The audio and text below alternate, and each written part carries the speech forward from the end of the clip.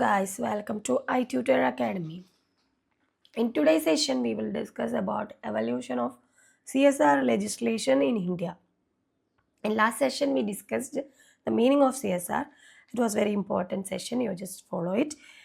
Because of my Avaska problem, if you have any doubts, you can comment it on comment box or you can contact on our contact number also.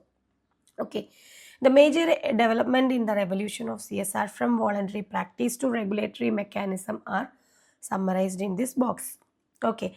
So it's a summary of evolution of CSR in India. The major developments are quoted here in this column. You can go through this on your material also.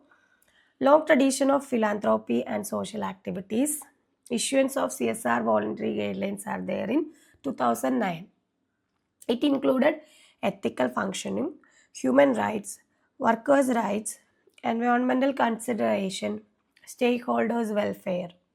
And next is guideline on CSR for central public sector enterprises in 2010.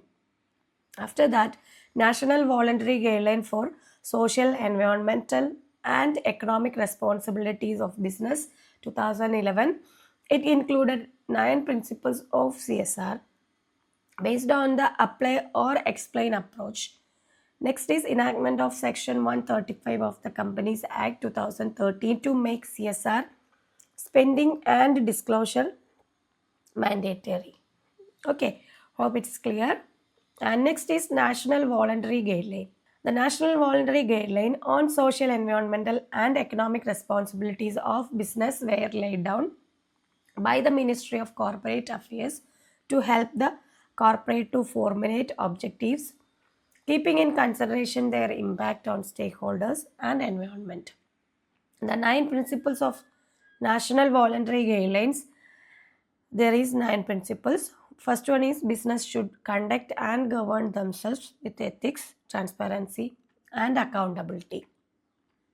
Second is business should provide goods and services that are safe and contribute to sustainability throughout their life cycles. Third one is business should promote the well-being of all the employees. Fourth one is business should respect the interest of and be responsive towards all stakeholders, especially those who are disadvantaged, vulnerable and marginal. Fifth one is business should respect and promote human rights. Business should respect, protect and make effort to restore the environment. And seventh is business when engaged in influencing public and regulatory policy should do so in a responsive manner. And business should support inclusive growth and equitable development. Business should engage with provide value to their customers and consumers in a responsible manner. Next is Companies Act 2013 and CSR. The Companies Act 2013 and CSR guideline under the Act briefly summarized below. The Act is the inclusion of CSR mandate under Companies Act 2013 is an attempt to supplement the government's effort of equitable delivering of benefit of growth and to engage the corporate world with the country's development agenda. The companies in India are governed by Clause 135 of the Companies Act 2013 for performing their CSR activities. So, Section 139 is there. It included many factors.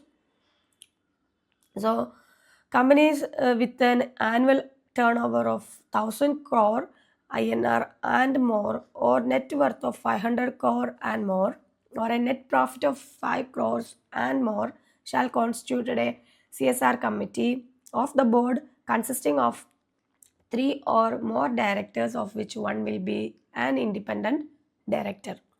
Okay, this is the first clause under section 135 of Companies Act 2013. So one by one, you just go through it. The CSR committee will be responsible, and the board of every company shall after taking into account the recommendations made by the CSR committee, approve the CSR policy for the company and disclose content of such a policy in its report and place it on the company's website if any such a manner as may be prescribed, and ensure that the activity as are included in CSR policy of the company or undertaken by the company. Okay, so you just go through it one by one.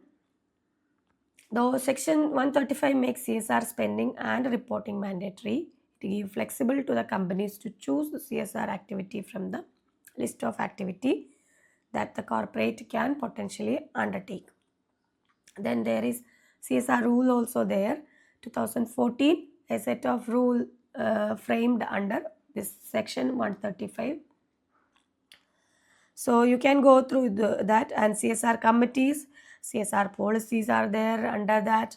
The CSR expenditure is there, and display of CSR activities on its website. Okay, schedule also there they mentioned. So you just go through this on your material one by one, and activities related are one by one is there. 9-10 activities are also added in the schedule, okay, of the Companies Act. So you just go through one by one. This is the basic about the Company Act, and section is important, and 9 principles of national voluntary guideline also important, and also the evolution part of the major developments in India. Okay, so this is about today's session. If you have any doubts, you can contact our contact number. Thank you.